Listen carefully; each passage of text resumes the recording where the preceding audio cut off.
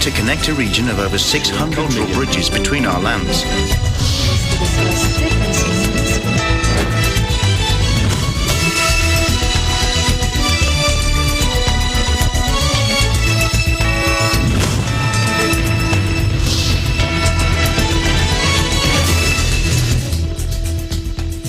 Hello, I'm Alma Angeles. Welcome to ASEAN in Focus. Joining me today is our EDC Vietnam Bureau's Eliana. Hello, Eliana. Hi, Alma. I'm Eliana Faith Sebastian from EDC Vietnam Bureau, giving you the news in the dynamic ASEAN region. On today's headlines. A Myanmar court has charged ousted leader Aung San Suu Kyi with breaching an import and export law. Basic services in Myanmar were disrupted on Thursday, days after the army seized power and warned the world must rally to ensure the military push failed.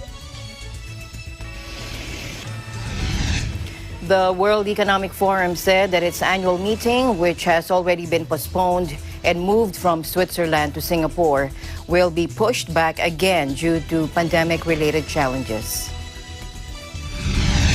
The World Health Organization Country Representative Rabindra Abeyasin praised the Philippine vaccination plan as well as the government's response to the pandemic.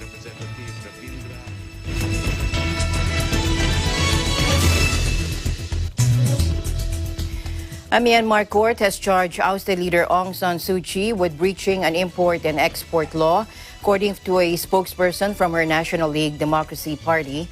Now, NLD officials and Naypyidaw police officials could not immediately be reached for confirmation. According to stand police documents seen by AFP, a military team from the Commander-in-Chief's office searched Suu Kyi's residence on Monday, the day of the coup, at 6:30 a.m.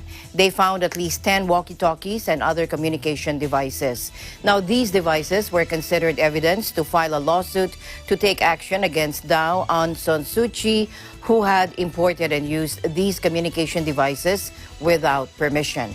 As for Win Myint, police documents say the president, his wife, and his daughter had taken part in a campaign event in September which drew hundreds of people, actions that flouted coronavirus restrictions. Suu Kyi, who has not been seen in public since, won a huge landslide with her National League for Democracy last November, but the military, whose favored parties received a drubbing, declared the polls fraudulent. The military declared a one-year state of emergency.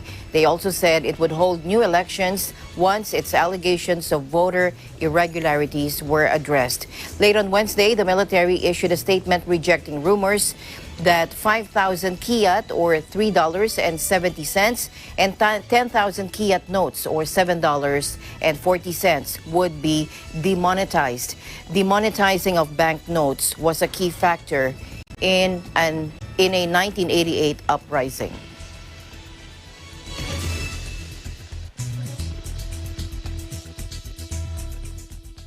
Meanwhile, doctors and medical staff at multiple hospitals across the country announced Wednesday they were donning red ribbons and walking away from all non-emergency work to protest against the coup.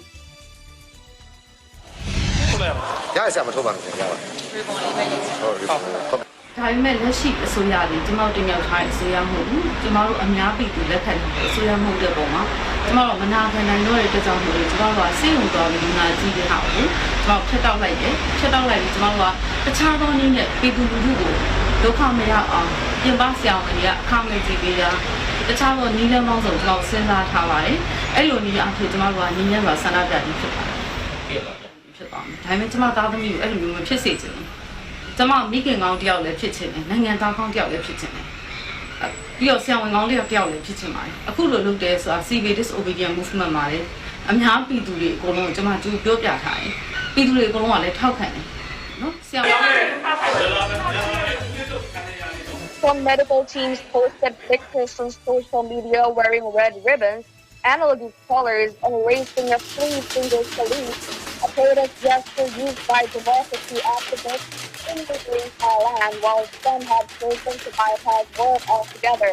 Activists were announcing their campaigns on a Facebook group called Civil Disobedience Movement, which by Wednesday afternoon had more than 150,000 followers within 24 hours of its launch. The clatter of pots and pans and the honking of car horns also rang out across Yangon and City after calls for protest went out on social media.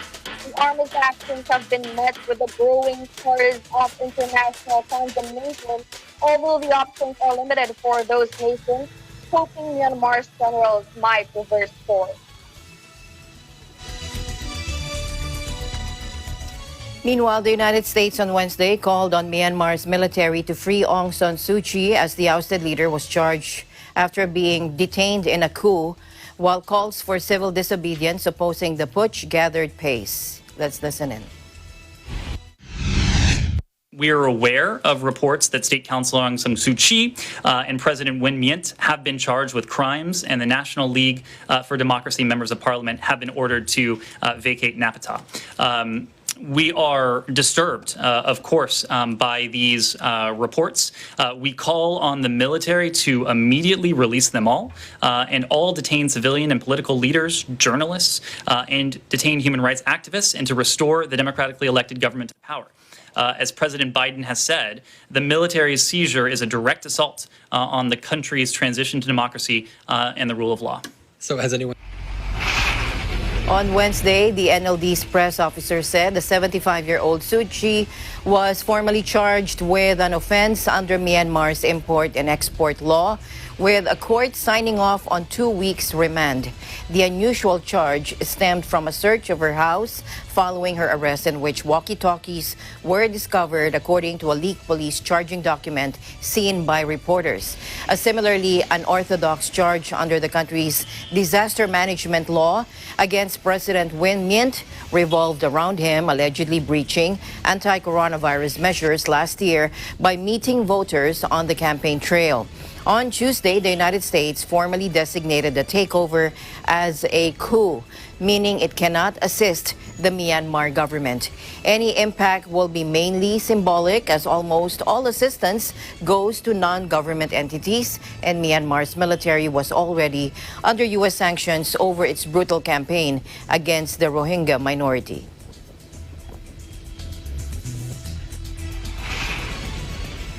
Calls for a civil disobedience campaign in Myanmar gather pace following a coup on Monday, but people are still reluctant to protest out in the streets. Yangon-based analyst Kin Zhao-win says all it needs is just a spark and that the first week will be critical. Let's listen in. You need a spark, and you need at least, what shall we say, call it a critical mass. Say 20, 30 people come out in the center of the city, like Sulapakoda. The army staged a coup in September, and we were set for another 20 years of military rule. So people got shot, and the critical days are, let's say, 1 week after the coup. Right now, I don't know if people are planning something big, but my guess is that if you go from the past, either this happens in the next 4 or 5 days, or it'll just cool down. That's my hunch.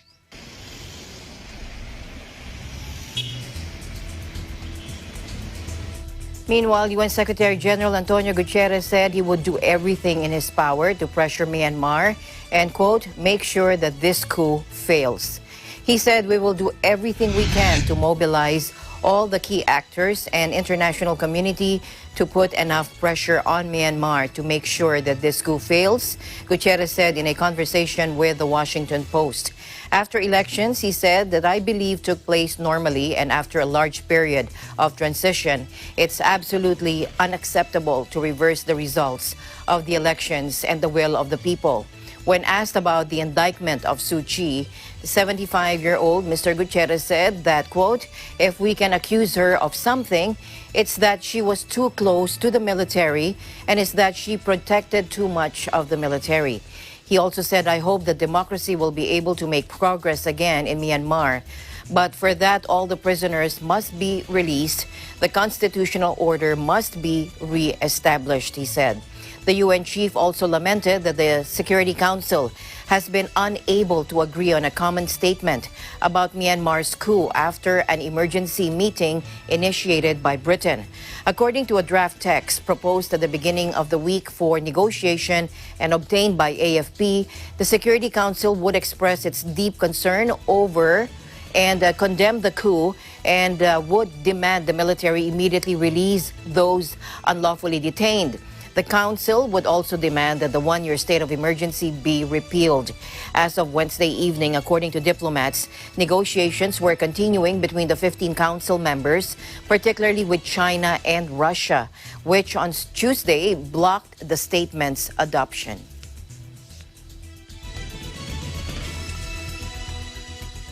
Facebook services in Myanmar were disrupted on Thursday, days after the army seized power, as UN Chief Antonio Guterres warned the world must rally to ensure the military putsch failed. On Thursday, Facebook and internet monitors confirmed service providers were restricting access to some services, including Facebook itself, its messaging app WhatsApp, and Instagram. "We are aware that access to Facebook is currently disrupted for some people," a company spokesperson told AFP. "We urge authorities to restore connectivity so that people in Myanmar can communicate with their families and friends and access important information." Netbox, which monitors internet outages around the world, said multiple internet providers in Myanmar were restricting access as operators comply with an apparent blocking order.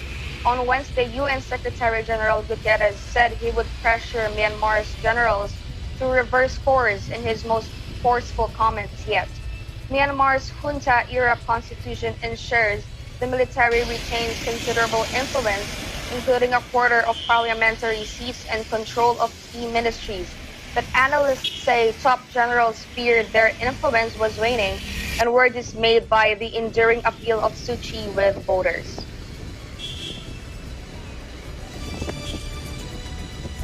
Meanwhile, activist Thinzar Shunlei Yi is one of the driving forces behind the civil disobedience movement campaign, a Facebook group contesting Myanmar's military coup, which by Wednesday afternoon had more than 150,000 followers within 24 hours of its launch. Let's take a look. Today we started the civil disobedience campaign. It's affected today. So it starts with the 7 hospitals across 30 townships across the whole nation. This initiation is led by Yan doctors, Yan assistant physician, and Yan nurses. And this movement, this initiations, it inspire many different generations. So most of them are young people. Military coup is something we don't it's the biggest thing ever that we hated. So I'm pretty sure people will get on streets. But there are a lot of mobilizations for the people to get on the streets. I think even the student leaders, they are also preparing to go against, in different ways, in different manners. Now, young people in Myanmar, we have digital power, we have digital devices, and we have digital space. So this is the only platform for us. So we've been using this since day one, since the first few hours that we are opposing the military gender. And there are many different initiations, like for example, at 8 p.m. every night, people being beaten up, their pots and pans, against the military. It's like driving out the evil out of the country, for example. Now, along with her fellow activists, she's promoting initiatives across the country to show their anger at the junta. The clatters of cookware and the red ribbons worn by medical staff have been the first visible sign of public anger in Myanmar. But Thinzar Shunlei Yi expects that soon people will hit the streets to protest what she calls their most hated thing, the military coup.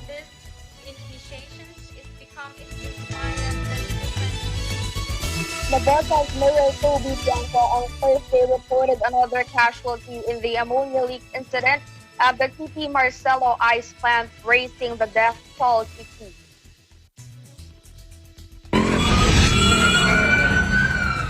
identified the second fatality as Pastelito Hazareno, 54, an electrician at the cold storage facility. His body was found near the surge tank that exploded inside the plant on Wednesday afternoon. As of 5 p.m. Thursday, a total of 96 people have been hospitalized due to the chemical spill, including the first fatality in Mr. Gilbert Yanko, who was first brought to Nevada City Hospital. All medical expenses of those affected will be shouldered by the company, Yanko said in a social media post. He earlier said the facility was run by his mother's family. While the ammonia leak at the ice plant has been contained, Yanko said it will be closed off indefinitely until it fully carried out the safety measures recommended by the Bureau of Fire Protection, or the BFP. The city government, meanwhile, will provide counseling to the residents who were affected and earlier evacuated due to the incident. This is the second time that an ammonia leak incident occurred in Navotas this year, according to the BFP.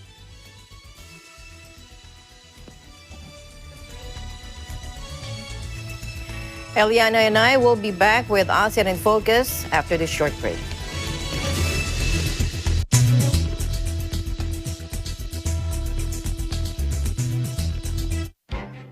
Events happen around us all the time, in our community, in our country, around the world.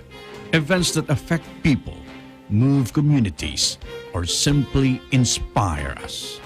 Interesting events that people need to know. In these interesting times, we continue to be a competent partner in delivering news about these events. Fast, accurate, balanced, eagle news, because we live in interesting times.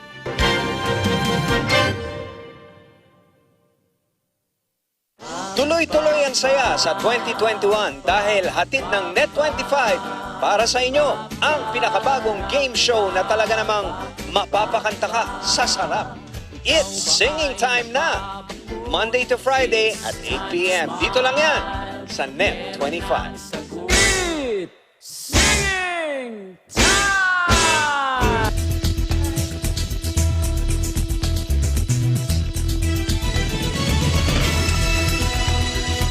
Welcome back. The COVAX program to ensure equitable worldwide access to COVID-19 vaccines published its first distribution list with enough doses for countries to immunize more than 3% of their populations by mid-2021. The distribution plan comes with lower income countries falling behind in the vaccination race, a problem COVAX was set up to address. It broke down how the program's initial 337.2 million doses will be distributed, with first deliveries expected in late February. COVAX said some 145 countries are set to receive enough doses to immunize 3.3% of their collective population by mid-2021. Countries will receive doses in proportion to population size, with the most going to India, which is 97.2 million, Pakistan 17.2 million, Nigeria 16 million, Indonesia 13.7 million, Bangladesh 12.8 million, and Brazil 10.6 million. Other big recipients are Ethiopia 8.9 million, the Democratic Republic of Congo 6.9 million, Mexico 6.5 million, the Philippines 5.6 million, and Egypt 5.1 million. WHO Immunization Program Coordinator Ann Lindstrat said priority was given to countries that had not started vaccinating, while health worker deaths in January were also factored in.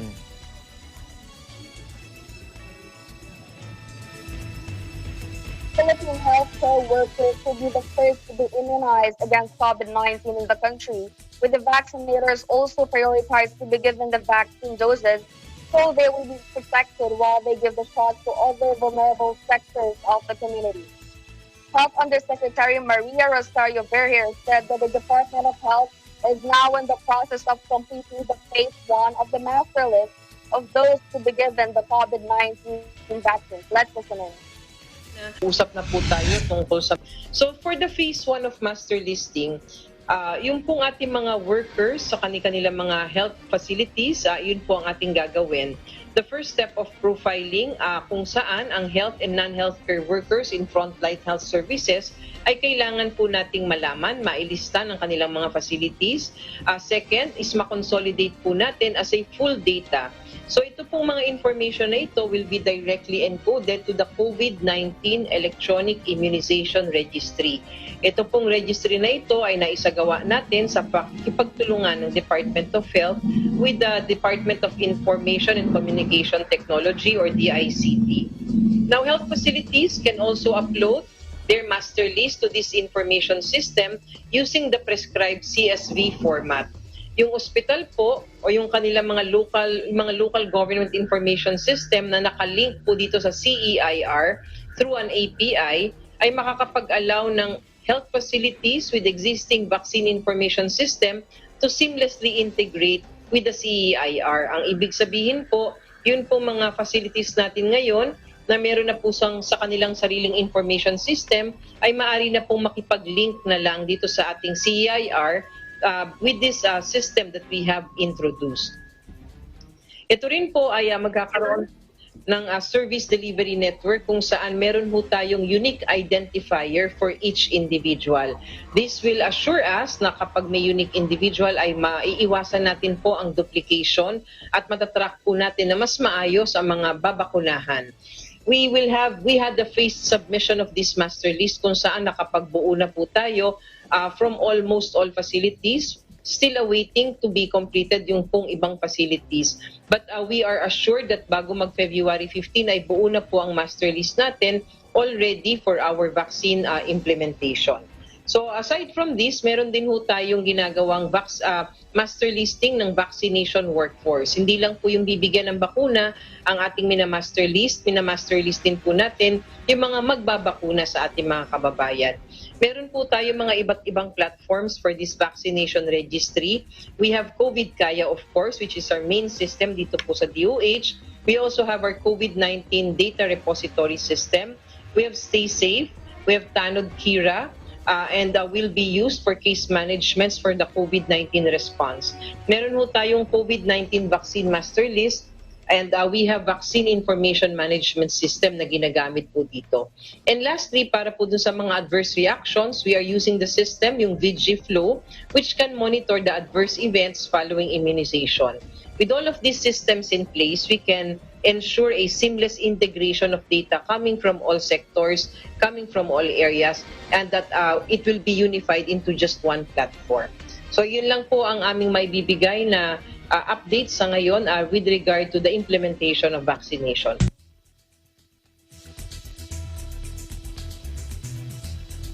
The World Health Organization country representative Rabindra Abeyasinghe praised the Philippine vaccination plan, as well as the government's response to the pandemic. She said the country's measures prevented higher deaths as experienced in many countries. Let's listen in. Inuri po ng World Health Organization ang acting vaccine plan. Baka na naman sasabihin ng iba dyan, propaganda. Hindi po. WHO po nagsabi nito. Sabi ng WHO country representative Rabindra Abeyasinghe, and I quote, "I believe they have a very good comprehensive plan." Ito po yun sa vaccine plan natin. Ngunit sinabi rin ng WHO, official ang kanilang concern sa actual rollout. Kaya nga narito ang dalawa nating panauhin para pag-usapan ang bagay na ito. Pinuri rin ng WHO ang ating mababang fatality rate bilang patunay sa ating magandang coronavirus response. To quote the WHO, "All this showed you have prepared and used the lockdown wisely to deal with the pandemic, and the reflection is that you have managed to prevent a large number of deaths." WHO po yan, hindi po propaganda. Sino ngayon ang pakikinggan ninyo? Ang mga kritiko sa politika or ang WHO?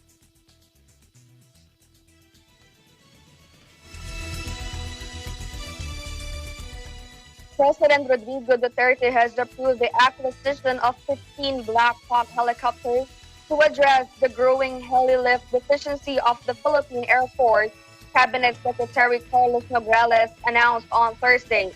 Duterte gave his nod during the 51st Cabinet meeting held at Malacanang Palace on Wednesday, Nograles said in a virtual press conference. I would also like to report that the President has approved the acquisition of 15 Black Hawk helicopters as part of plans to slowly address the growing heli-lift deficiency of our armed forces, and number 2, decommission all UE helicopters. Maalala niyo po na 7 sa ating mga mahal na sundalo ay pumanaw nung may nag-crash landing na isang UE helicopter sa Bukidnon noong January 16.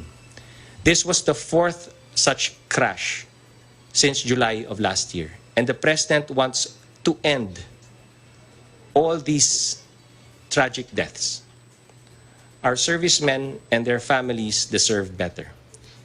Itong mga UE na gamit ng PAF, mas matanda pa sa akin. In fact, the first UE took flight 64 years ago. So kung tao ito, talagang due na po for retirement. Kailangan na rin natin talaga. We have a heli-lift capability need of 55 helicopters to cover over 7,000 islands with a total land area of 300,000 square kilometers. The Department of National Defense, in fact, says that we actually require a total of 76 helicopters. And while the President initially agreed to acquiring 55 new helicopters, that number has been managed and in fact reduced to 15 owing to the challenges that we currently face. Before I entertain questions, the President and the Cabinet extends our thanks to the Manila Concert Choir for the beautiful prayer that opened the Cabinet meeting yesterday. Sa Manila Concert Choir na nag-present virtually kahapon. Maraming salamat. Sa gitna ng ating On January 16, a UE helicopter that went on a supply mission to a patrol base in Bukidnon crashed after encountering engine trouble. Killed in the crash were Lieutenant Colonel Arnie Arroyo, pilot 2nd Lieutenant Mark Anthony Caabay, co-pilot Sergeant Mervin Bersabe, Airman First Class Stephen Agarado, Salvado, Jerry Ayokdo, and Romel Sugalang. On January 22, Duterte vowed to find funds for the procurement of at least 7 new helicopters for PAF. He made the promise as he admitted that it is painful to see soldiers die in the line of duty.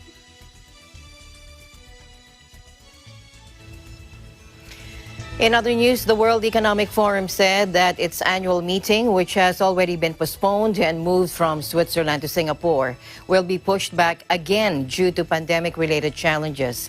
The annual gathering of the world's political, economic, and business elite is traditionally held each January in the Alpine village of Davos.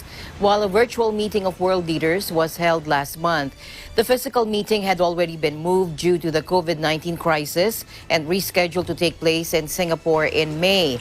But on Wednesday, organizers said it would now be postponed again until August 17th to the 20th. They stressed in a statement that they remain confident of the measures in place to ensure a safe and effective meeting, adding that local transmission of COVID-19 in Singapore remains at negligible levels. But they said the change to the meeting's timing reflects the international challenges in containing the pandemic. The WEF said, quote, current global travel restrictions have made planning difficult for an in-person meeting in the first half of the year. Furthermore, differing quarantine and air transport regulations have increased the lead time necessary to ensure that participants globally can make arrangements to join. WEF stressed the importance of its 2021 meeting, pointing out that it would be the first global leadership summit to address the challenges of recovering from the pandemic and laying the basis for a more inclusive and sustainable world. Klaus Schwab, the WEF founder and executive chairman, said the meeting would provide the place for leaders from business, government, and civil society to come together to address the steps for global recovery.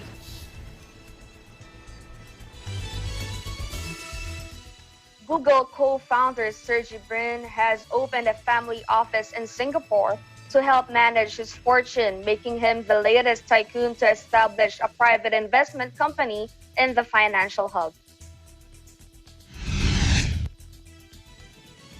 The company overseeing the assets of Brin, the world's ninth richest person with wealth of 86.5 billion US dollars, set up its Singapore branch late last year, according to documents filed with the corporate regulator. The ultra-wealthy have increasingly chosen the city-state in recent years to open so-called family offices focused on handling their fortunes and lives, among them British billionaire inventor James Dyson. They are attracted by the city-state's low tax rates, political stability, and incentives, such as a scheme giving investors a pathway to permanent residency. The city-state of 5.7 million, which has a large expatriate population, is home to about 200 single-family offices overseeing assets worth some 20 billion US dollars, according to the government. Singapore is also widely seen as having received a boost from long-running turbulence in rival financial hub Hong Kong.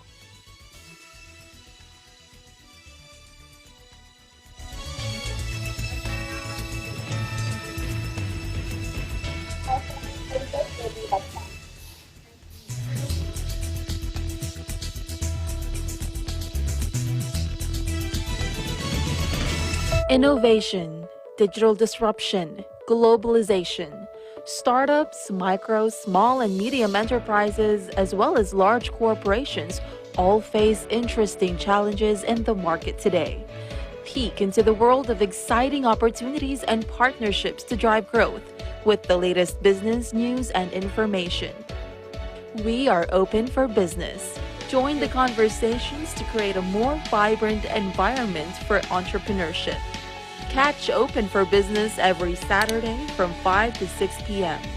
Open for Business, from vision to action. Kumanta, sumaya tayong lahat. Saya-saya.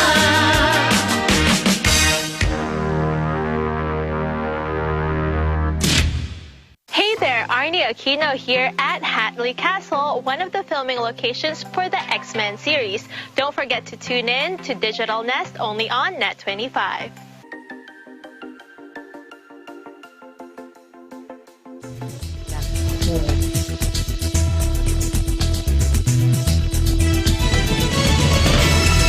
Welcome back. Subsidiaries of Japanese firm Mitsubishi will be supplying power generation equipment that can cut carbon dioxide emission to Energy Development Corporation's or EDC Palayan Binary Balance of Plant project. Lombardy, Italy-based Turboden SPA, a group company of Mitsubishi Heavy Industries Limited, or MHI, will provide the 29-megawatt binary cycle power generation equipment, while Mitsubishi Power will provide local support such as dispatching Philippine-based talents for the installation of the system. The new system will generate power making effective use of brine, which until now has merely been returned to a re-injection well by replacing power in the power grid now derived from fossil fuels, etc.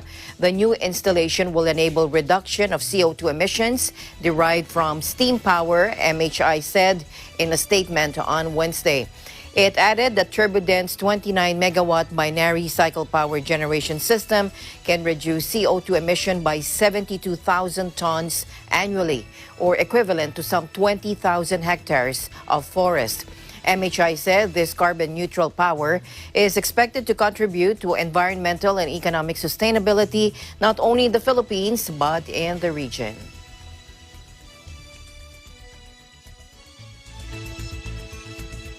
Plastic straws and stirrers may soon be banned in the Philippines.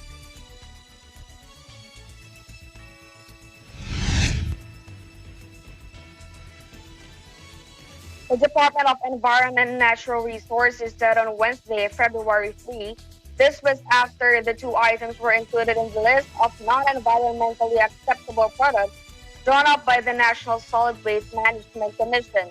The list of items which are supposed to be banned was drawn up in compliance with the Ecological Solid Waste Management Act of 2000. It was supposed to be prepared within 1 year upon effectivity of that law.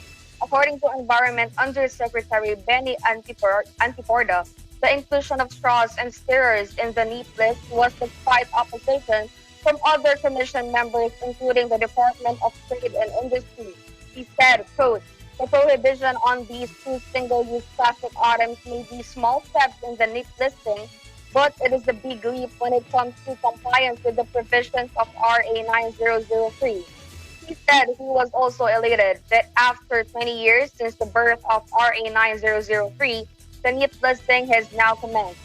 This is long overdue, and we need to catch up with the demand of solid waste management in our country.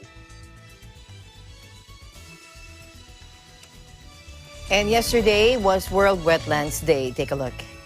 In Calawit Island and Coron Town of Palawan, USAID assisted in the establishment of Women Managed Areas, or WMAS, that include foreshore or intertidal and wetland areas to conserve and better manage them. Also, USAID partnered with the Calamianes Island Group that have been educating their peers and even school children about the importance of mangroves, not only in sustaining fisheries, but also in shielding coastal villages from waves and absorbing pollutants.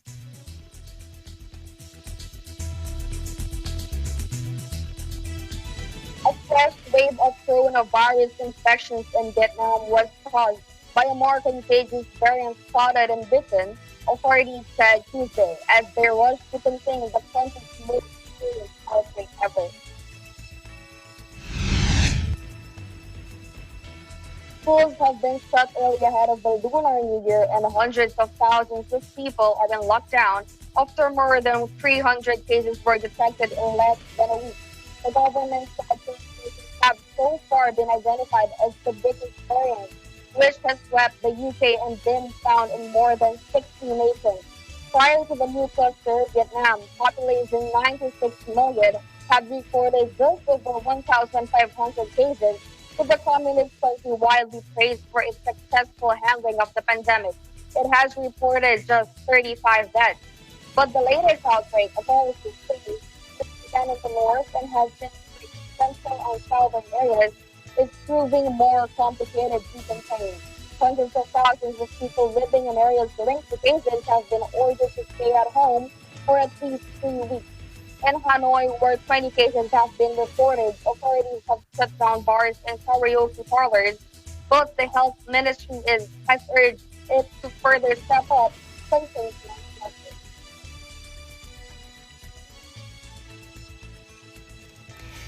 In related news, Vietnam has now confirmed 37 new community infection cases of COVID-19, bringing the national patient tally to 1,948. All the latest patients numbered from 1912 to 1948 are in, or 1,912 to 1,948 are in Hai Dong's Chi Linh City. Of the country's patient tally, 1,461 have recovered and exited hospitals, while 35 others have been or have died. Among the current active case, patient 1536 being treated at the Hospital for Lung Diseases in central city of Da Nang is in serious health condition. Now, the Vietnam News government website also said that the patient has suffered from hypertension and diabetes for years.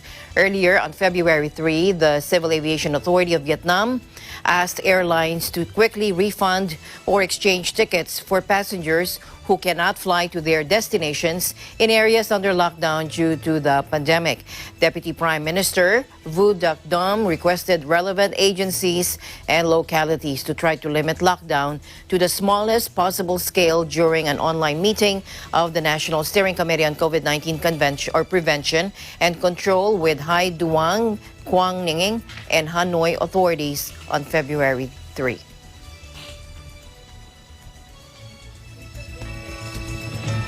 We'll be back with more news right after this break. Stay tuned.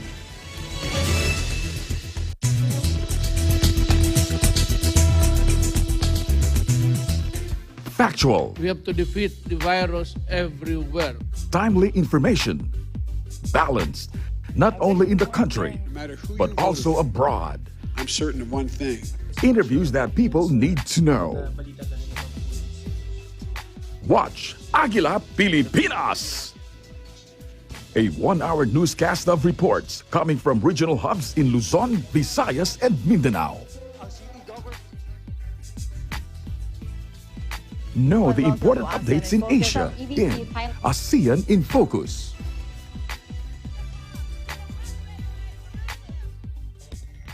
Track the latest stories in the provinces in Aguila Provincia. Sa mga taga-Iloilo at Antique, mapiyang Tune into Mata ng Agila, the evening primetime news program of Net25.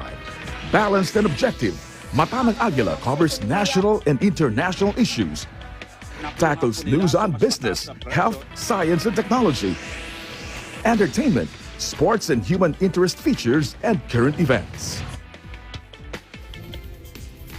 And Eagle News International delivers the latest global reports, impartial, accessible, and up-to-date.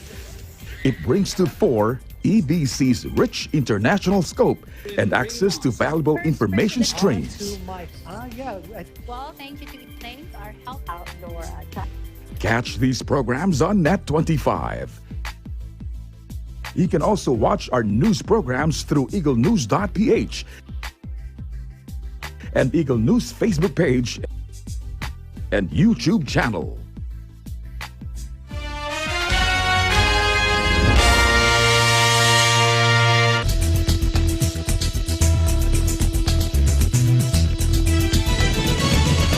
Welcome back to ASEAN in Focus. Singapore's parliament passed a law Tuesday limiting the use of data collected for coronavirus contact tracing after the government admitted it could be accessed by police, sparking privacy concerns. The city state last year rolled out a program called Trace Together for tracking close contacts of COVID-19 patients that works via both a phone app and dongle, but update was initial. It rose to more than 80% of confidence after government assurances the data would only fight the virus, and a decision to make it mandatory for applicants from public places. Before the legislation was passed, Foreign Minister Christian allocation of Parliament. It was a mistake for the government not to have made it clear early on that police would have access.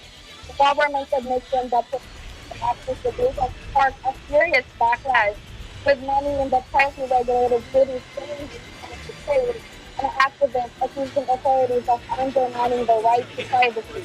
Many countries have rolled out contact tracing programs that work via smartphone apps, but uptake has been low and some due largely to privacy concerns.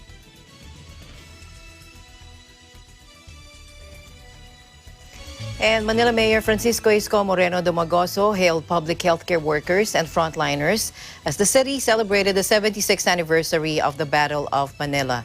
Mayor Dumagoso gave a snappy salute to health workers who served as the government frontliners in the fight against the dreaded coronavirus disease. Let's listen in. We now have in our midst battalions of doctors, regiments of nurses, brigades of health workers, and platoons of frontliners who are risking their lives and limbs for the sake of the virus to be contained, not to spread further. They are no different to the heroes of the past. They also have done so much sacrifice for the sake of our safety and our country. Dangers they are facing is tantamount to loss of life, as we witness occurred already.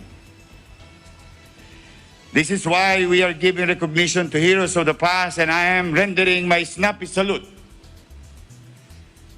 to all of the health workers who lost their lives in the fight against COVID-19. No amount of thanks and gratitude could equal the act of patriotism that you have done for the sake of our fellow countrymen. The Battle of Manila, which lasted for a month, resulted in the death of hundreds of thousands of Filipinos and caused massive destruction to the city's architectural and cultural heritage. It also ended the almost 3 years of Japanese military occupation in the Philippines from 1942 to 1945.